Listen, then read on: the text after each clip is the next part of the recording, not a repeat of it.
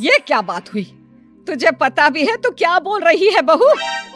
एकदम सही बोल रही हूँ।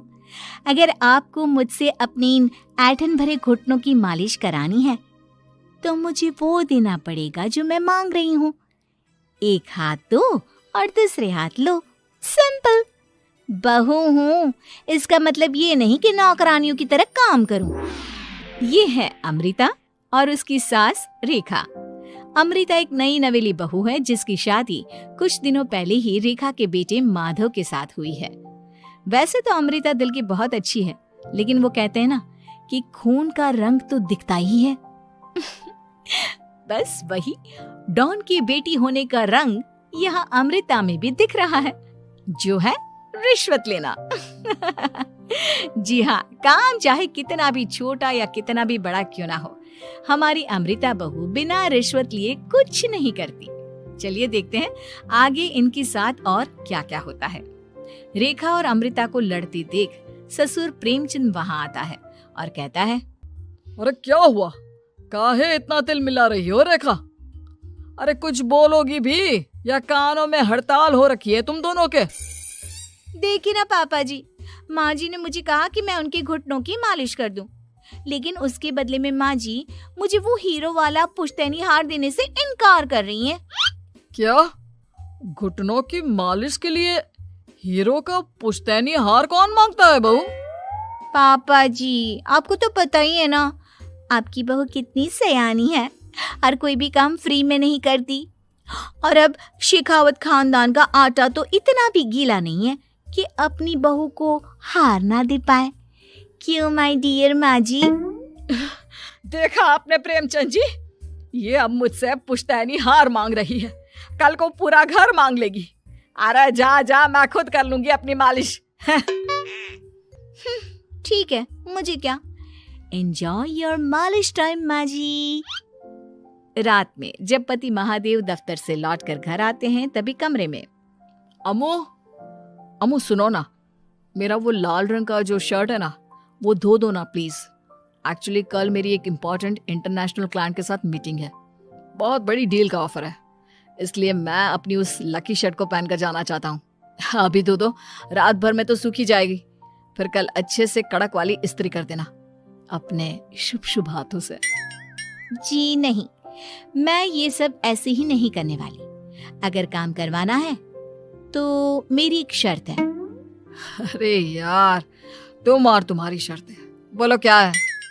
आपको मुझे 10 मनीष मल्होत्रा डिजाइनर की साड़ियां दिलानी होगी। 2 हफ्तों में मेरी स्वीट हार्ट फ्रेंड बिल्लो रानी की शादी है। मैं वहां डिजाइनर साड़ी पहनकर जाऊंगी और सब कुछ जला दूंगी। माधव अपनी बीवी की बात सुनकर हैरान परेशान अपने सर पर हाथ रखकर बैठ जाता है। अरे तुम बीवी हो या आफत? तुम्हारे दिमाग में जंग लग गया है क्या? देखो इतने सारे पैसे नहीं है मेरे पास। तुम्हारी याददाश्त तो जगह पर है ना माधव, भूल गए? मैं एक डॉन की बेटी हूँ।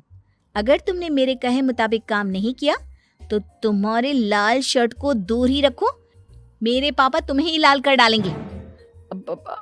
ठीक है, चलो अब ज्यादा मत डराओ, तुम्हें जो चाहेगा मिल जाएगा।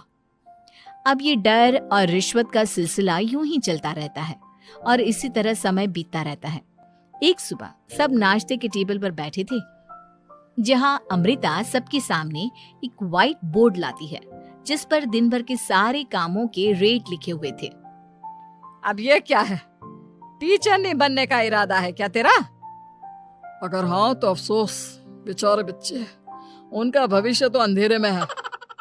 आप लोग बेकार की बातें बंद कीजिए और आंखें खोलकर ठीक से पढ़िए क्या लिखा है। ये आज के सारे कामों के रेट्स हैं। आलू पराठे, चाय, दाल, रोटी, चावल, सब्जी, हलवा, मिठाई, रसोई की सफाई, वॉशिंग मशीन में कपड़े धोना, ओखल में मसाले कूटना और माँ जी और पापा जी के अलमारी की सफाई करना।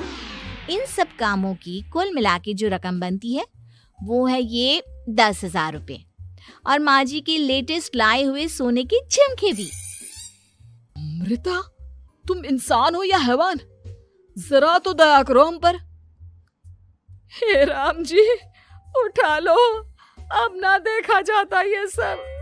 सच में पता नहीं कौन सा दिन था वो जब ये हमारे घर आई। महादेव, तेरे प्यार ने तो हमारा जीना दुश्वार कर दिया बेटा। दुनिया में बहुत रिश्वतखोर लोग देखे, लेकिन ऐसी रिश्वतखोर बहू पहली बार देख रहा हूँ जो अपने ही परिवार को लूटने में लगी है। बहू, तुझे पता है ना कि ऐसे रिश्वत मांगना गुनाह है। पापा जी, मैं कोई गुनाह नहीं कर रही हूँ। रिश्वत लेना बाहर की दुनिया में गुनाह है। मैं तो बस अपना हक मांगती हूँ। मेरी रिश्वत रिश्वत नहीं, मेरा शगुन है, नेक है। और वैसे भी मैं एक बहू हूँ, इसका मतलब ये नहीं कि मैं सब काम पूरी जिंदगी फ्री में करूँ, आपके चरणों को धोते बैठूं और 24 घंटे आपकी नॉन स्टॉप सेवा करती बैठूं। चलिए छोड़िए, नाश्ता और खाना चाहिए तो बोल दो जल्दी से, वरना मैं चली थिएटर। आज मेरे फेवरेट सलमान की पिक्चर रिलीज हुई है। इतना कहकर अमृता वहां से चली जाती है। इस बेवकूफ का जल्दी कुछ करना पड़ेगा। कुछ दिनों बाद घर में पूजा रखी थी और पूजा में 11 पंडितों का खाना बनाने के लिए कहा जाता है, वो भी नई बहू के हाथों से। देखो अमृता बहू, आज घर में पूजा है, 11 पंडितों को खाना खिलाना है, 56 भोग बना पाओगी? उन्होंने कहा है कि नई बहू के हाथों का खाना ही होना चाहिए, नहीं तो मैं रेखा को ही बोल देता हूँ। ओ कम ऑन पापा जी, खाना तो मैंने फ्री फंड में अपने घर में भी कभी ना बनाया, तो अब आपको क्या लगा कि पूजा का नाम लेकर आप मुझे अपनी झांसी में फंसा लोगे? अरे कल मुही, बस अब बस, पहले सुन भी ले क्या कह रहे हैं हम। तुम्हें जितने पैसे चाहिए, जितने तोहफे चाहिए, सब ले लेना, बस पूजा पाठ में कोई बाधा नहीं आनी चाहिए। ओहो, ये हुई ना समझदारी वाली बात। ठीक है, अब आप लोग निश्चिंत रहिए, मैं ऐसा खाना बनाऊंगी कि उन 11 पंडितों की 11 पुश्तें भी मेरे खाने के स्वाद को याद रखेंगी। अमृता पंडितों के लिए खाना पकाती है और पूजा संपन्न होने के बाद उन्हें केले के पत्तों पर खाना परोसती भी है, जिस पर खाने का पहला निवाला खाते ही वो क्या भोजन है। हम इतनी जगहों पर जाते हैं, लेकिन इतना अच्छा स्वाद तो काफी मुश्किल से चखने मिलता है। रेखा जी, प्रेमचंद भाई साहब, आप लोग सच में भाग्यवान हो कि आपको इतनी सर्वगुण संपन्न बहू मिली है, जिसके हाथों में साक्षात माँ अन्नपूर्णा विराजती है। सर्वगुण संपन्न, सबको संपन्न कर देगी यह खूंखार औरत। कुंडली मार कर बैठ गई है मेरे बेचारे बेटे के जीवन में। एक मिनट, अरे ये बात मेरे इस बूढ़े दिमाग में पहले कैसे नहीं आई? इस अमृता की बच्ची को मैं अपने घर से बाहर कैसे निकालूं? इसका उपाय तो पंडित जी के पास जरूर रहेगा। रेखा अगले दिन पंडित जी के पास जाकर उन्हें अमृता के बारे में सब कुछ बता देती है, जिसे सुन पंडित जी भी परेशान हो जाते हैं। अरे, ऐसी बहू तो 7 जन्मों में भी किसी को नसीब ना हो भगवान। देखिए रेखा जी, आपकी रिश्वतखोर बहू और आपके बेटे की कुंडलियों को जोड़कर देखा है मैंने, लेकिन इसमें तो यही बता रहे हैं कि ये आपके जीवन से कभी नहीं जाने वाली। इसलिए उससे सुधारने के लिए जल्दी आप लोगों को ही कुछ करना होगा, नहीं तो एक दिन वो आप लोगों को कंगाल करके ही दम लेगी। नहीं, ऐसा हरगिज नहीं होगा। मैं कुछ करूंगी, हाथ पे हाथ धरे नहीं बैठूंगी मैं। वहीं घर पर अमृता को ये पता चल जाता है कि उसकी सास रेखा पंडित जी के पास उसकी और महादेव की कुंडलियां लेकर गई थी, और इस पर जब रेखा घर लौटती है तब वाह माँ जी वाह, बहुत ही ज्यादा सयानी निकली आप तो। लेकिन मैं आपको एक बात बताना चाहती हूँ कि मेरी और महादेव की कुंडलियां जोड़कर पूजा पाठ और हवन करके भी कुछ नहीं मिलेगा, क्योंकि मैं ऐसी बला हूँ जो आप सबकी जिंदगियों से अब कभी नहीं टलने वाली। फिर चाहे आप कितने भी टोटके हवन या उपाय कर लें। तो खुद को समझती क्या है रे बदतमीज, तुझसे बात करना तो दूर, मुझे तो तेरी शक्ल देखना भी नहीं पसंद। अब सास बहू के बीच एक अनकहा सा युद्ध छिड़ जाता है।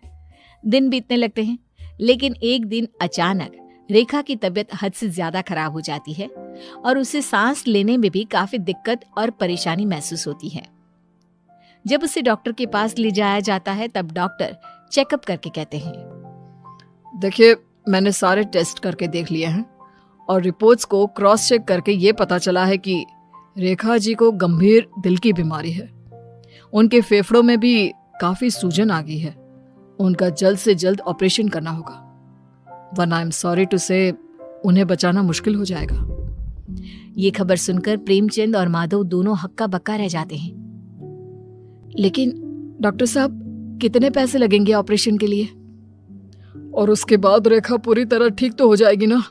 जी हाँ, इस ऑपरेशन के बाद वो बिल्कुल ठीक हो जाएंगी, लेकिन वो तभी हो सकता है जब ऑपरेशन टाइम से हो पाएगा।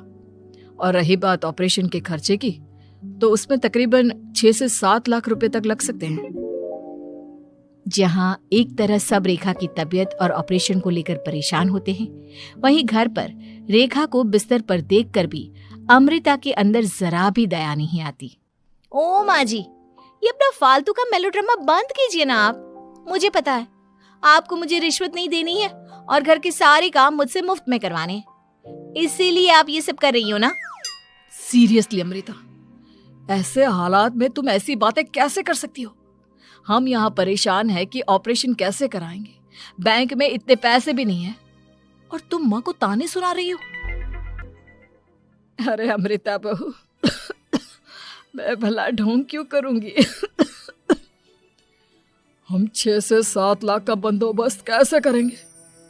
करेंगे पापा, कैसे भी करेंगे।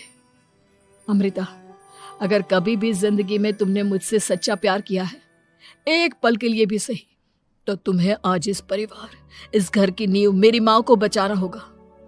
हमने अपना सब कुछ तुम्हें दे दिया है, अब तुम्हारी बारी है अपने किए का हिसाब चुकाने की। मुझे पता है तुम्हारे अंदर भी दिल है। अमृता बिना कुछ कहे वहां से चली जाती है और अपने कमरे में जाकर वो अलमारी में से अपनी माँ की तस्वीर को निकालकर अपने सीने से लगाती है और भावुक हो जाती है। माँ, आपके जाने के बाद पापा ने ही मेरा ख्याल रखा, लेकिन उनकी वजह से ही मुझ में काफी बुरी आदतें भी आ गई। शायद मुझे इतना बुरा आपकी गैर मौजूदगी ने ही बनाया। मैंने कभी आपकी लोरी नहीं सुनी, आपकी गोद में नहीं सोई, आपके हाथों से अपने बालों की चंपी नहीं करवाई, क्योंकि वक्त से पहले ही आप मुझे यहाँ छोड़कर चली गई। लेकिन अब मैंने जितना भी इस घर से लिया है, उतना सूद समेत चुकाने की बारी आ गई है। अब मैं अपने रहते अपने प्यार को भी उसी दर्द से नहीं गुजरने दे सकती जो मैंने आपके नहीं होने से सहा है। अमृता तुरंत ही अपने सारे पैसे और गहने माधव को लौटा देती है और रेखा का ऑपरेशन किया जाता है। रेखा ठीक हो जाती है और जब घर आती है तब अमृता दरवाजे पर आरती की थाली लिए खड़ी होती है। वेलकम होम माँ जी, आई मिस्ड यू। पता है कितने दिनों से किसी के भी साथ लड़ाई नहीं की थी मैंने, और ना ही किसी से रिश्वत मिली मुझे। क्या? हमें तो लगा था कि तेरी अकल ठिकाने आ गई है, लेकिन तू तो अभी भी जैसी की तैसी ही है। माँ जी, पूरी बात तो सुनिए। हाँ, ये सच है कि मैं रिश्वत लिए बिना नहीं रह सकती लेकिन अब ना मेरी रिश्वत बदल गई है। अब मुझे हर काम के बदले झप्पी, अपनापन, प्यार और अपनी इस माँ का दुलार चाहिए। ये सब तो हम तुझे भर भर के दे सकते हैं बेटा। पूरा घर एक साथ अमृता को जोर